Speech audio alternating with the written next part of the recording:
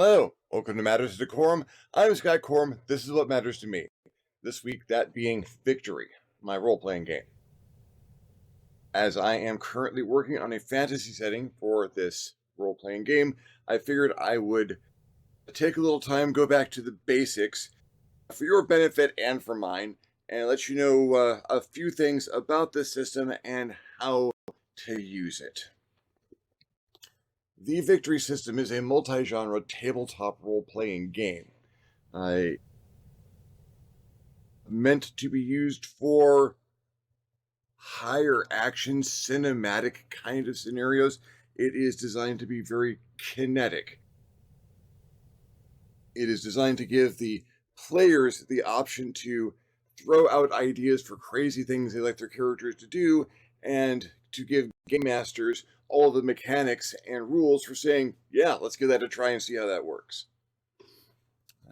It is divided into 3 eras of play, technically 4. You can use this for the fantasy setting, near modern setting, which is more modern or even into cyberpunk, or the space setting. There are also guidelines for creating custom settings if you want to play something completely outside of the box and do something that can't be defined by any of those 3. The equipment and available skills change for each era, as does the action, but material from one era interacts with another era without any conversions or anything. It all just goes straight across. Your fantasy character can meet opposition from the space or near modern eras without any difficulty. Well, hopefully the character has some difficulty. The game master is going to be able to work it out. Character creation in the Victory system is, that's going to be another week all on its own. But in general, it differs from systems that people might be familiar with in that it does not give you a framework for a character. You've got your stats and your merits and flaws and your skills and other things you can add to the character, but there's no, if your character does this for a living, this is what they get. You build a character to concept. You get an idea in your head of the character that you want and what the character can do, and the Victory system allows you to construct your character to the concept that you have come up with. Rather than telling you what your character can be, you tell the system the character that you want, and you get that character. To facilitate this, not only do you have the standard strength, stamina, agility, dexterity, intelligence, and perception, your raw statistics and merits and flaws that give you advantages and disadvantages for gameplay and combat, and your skills, which define the areas of knowledge that your characters have in pretty broad fashion. But there are always other things characters might be able to do. The Victory system has integral to its rule set. Magic spells, martial arts abilities, mechanica, cyberware and things like that, body prosthesis.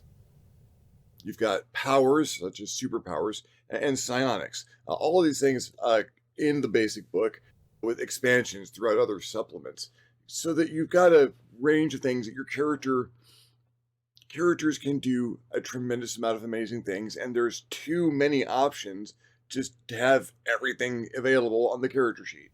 You will always be needing to get that next thing, and there will always be a next thing to be gotten. So how do you play? What is the core mechanic of the Victory system? Well, characters have statistics and they have skills, and the statistics run from 4 to 10. 10 being the highest possible statistic someone can have, and 4 being barely functional. You can get statistics lower than 4, but at that point, that particular statistic isn't much use to the character. A character with a strength of 3 cannot really lift their own weight, for example.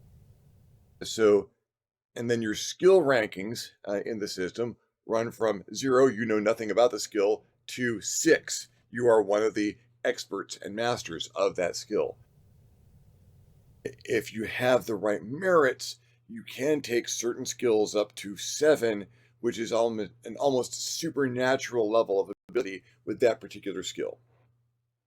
To determine your ability to succeed or fail, your chance of succeeding or failing with any given skill in the system, I want to try something. Well, the game master assigns a statistic and a skill. Give me a perception investigation roll is one that you'll be seeing quite often in gameplay. You add the two numbers together, giving you a range of 4 to 17 at the extremes, and that is your chance of success. You take a d20 and roll that d20 and try to hit that number or under. The lower you roll on a d20, the better. And so high skill and stat, get a good low roll, you have succeeded. If you get that number or under, say you have a strength of 9 and a lifting of 5, you would have a 14. Roll a 14 or under, you have succeeded. Roll a 15 or over, and you have failed that roll. If you roll a 1, the lowest possible number on your 1d20, you have critically succeeded. Doesn't matter what you're doing, a 1 is a critical success. Not only have you succeeded, but you have succeeded in a spectacular fashion that will give you additional benefits. Likewise, if you roll a 20 on your 1d20, the highest possible roll, you have failed. Even if your totals and you get bonuses and penalties, even if you can manage to stack up a possibility of 20 or slightly higher to succeed, a 20 is still a failure. And usually a critical failure where not only did you fail that roll, but the worst possible set of circumstances has happened as a result of that terrible attempt at that skill.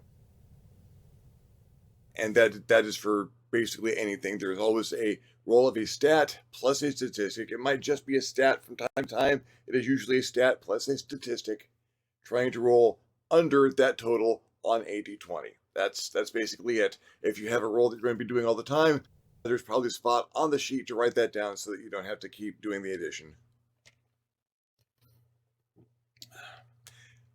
It's a flatline distribution, and that can seem a little bit brutal.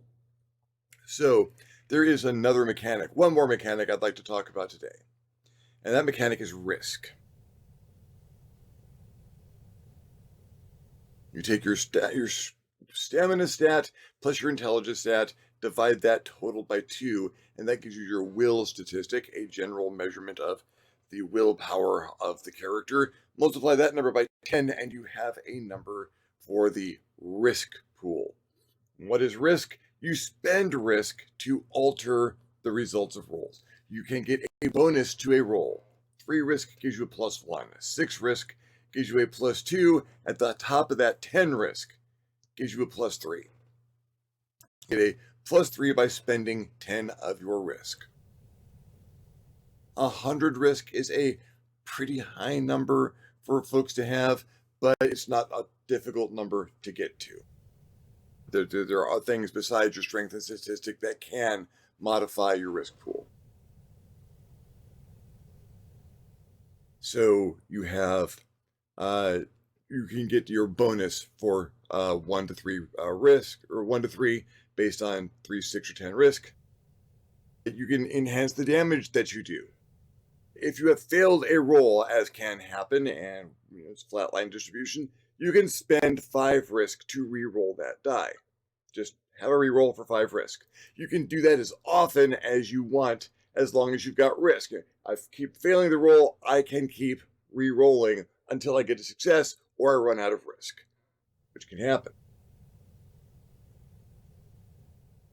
Also, you can do minor modifications in the narrative. You can find things that you need. I really wish there was a rocket launcher around the corner, because then we might actually be able to win this. Well, 10 risk, there's probably a rocket launcher around the corner.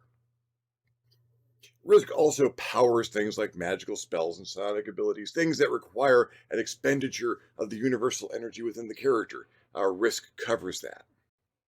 And if you run out of risk during a play session, your character can do dangerous and foolhardy things to get that risk back. The more damage they risk to themselves, the more risk they get back.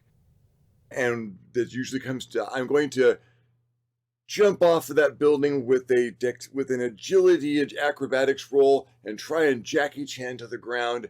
And if I make it, fine. And if I don't, I'm going to take some damage. I'm going to take enough damage that I will cover damage in a future session, but I'll take what we'll call 3 shrugs. The most damage I can risk for this. If I succeed, I don't take the damage. If I fail, I take the damage. Either way, you get all your risk back. And everyone at the table shouts, refill, because that is what you have done.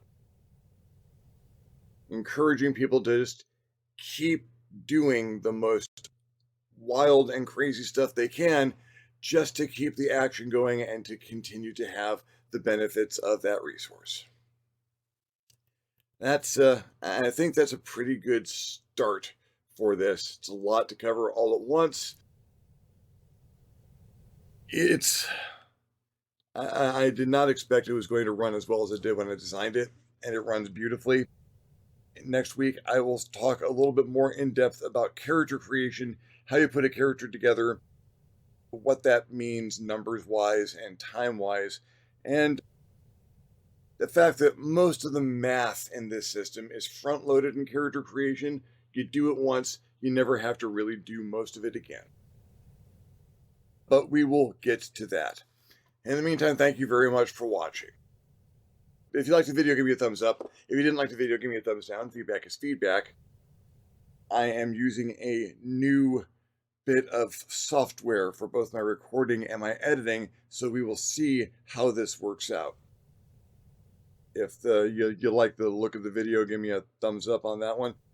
Things you'd like to hear me talk about, questions you'd like to hear me cover, questions you have about the victory system, please leave me a comment. I will love getting your comment. You will love leaving me one. If you haven't subscribed to my channel yet, why not? My channel is awesome. You might want to hit the subscribe button. If you do, you also probably want to hit the notification bell so you're alerted when my videos become available. If you would like to contribute to the channel in a more substantial manner, I invite you to hit me up my Patreon page, www.patreon.com/ScottCorum, and consider donating. Absolutely anything helps, allows me to make better videos more often. In the meantime, thank you very much for watching. I'm Scott Corum. This is what has mattered to me. I will see you next time on the next Matters of DeCorum.